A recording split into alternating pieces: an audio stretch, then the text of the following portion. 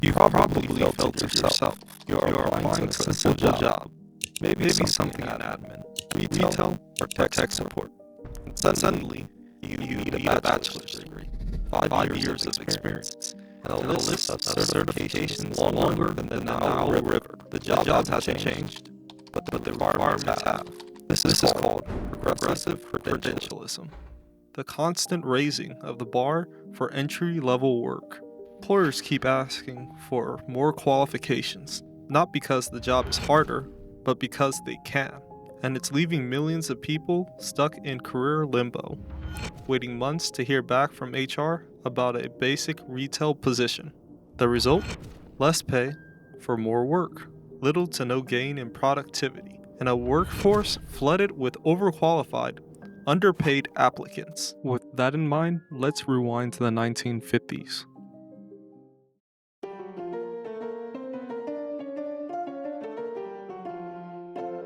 A time of American job market accessibility. Take a look at Jennifer. Her high school diploma is enough to secure steady work. Employers valued her reliability, skills, and willingness to learn, despite not having a formal credential. Her typing skills and familiarity with office machines like typewriters and dictation equipment makes her a good fit as an administrative assistant. She decided to work part-time as a secretary through a short certification program, helping her polish her skills. Look at her without a college degree. She has the chops to make something of herself. Jacob here is deciding to enter a developing industry, IT and tech support. With one trip to a vocational school, the entire job is mastered. If he fails, he could ask an employer to directly train him on their systems. Practical ability and formal study both matter here. Logan worked hard to get a bachelor's degree and state certification to become a teacher. If he so chooses, he could pursue an advanced degree if he has what it takes, fast-tracking him for potential promotions or pay bumps. Take a look over here. Social workers could start with a bachelor's degree in psychology or sociology. Agencies provide training, and only specialized roles require graduate study. Yes, the 1950s, a time of plenty, where you are hired in 5 weeks or fewer. With this level of productivity, the future seems bright, and nothing can stop us. So what has fundamentally changed? The downsides on the employer's end. As organizations grow, they become more bureaucratic, more risk averse, and more obsessed with covering for themselves. Credentials requirements become filters. A degree doesn't just suggest competence, it signals obedience. It's a shortcut. It saves training time. It helps HR sort through mountains of applications without ever meeting a single human face.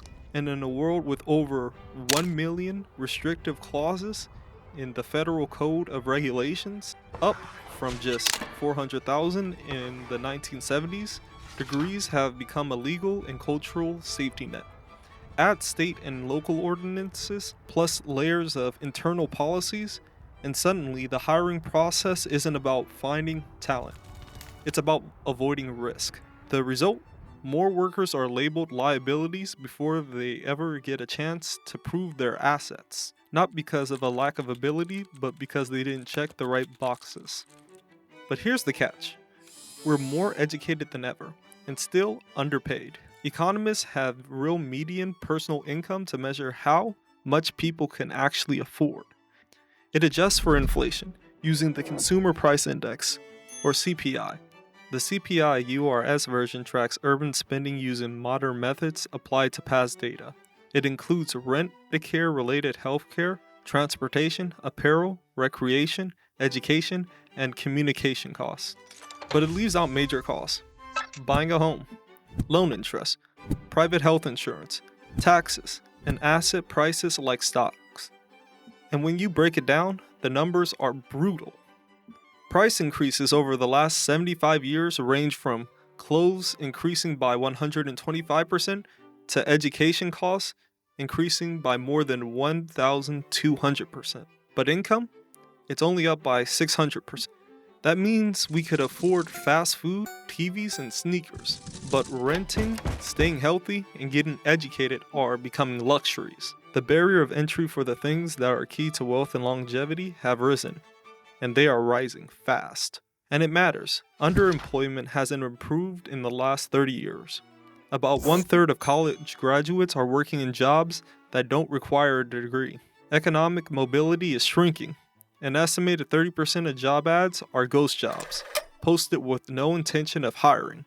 And most paths to wealth, health, and knowledge are harder than ever. Progressive credentialism isn't about making us better workers. It's about making it harder to get in the door. It turns education into a guessing game and careers into a waiting room. If we want a job market that works for people, not just institutions, we need to rethink what it means to be qualified. Because right now, the system isn't filtering for talent, it's filtering paperwork.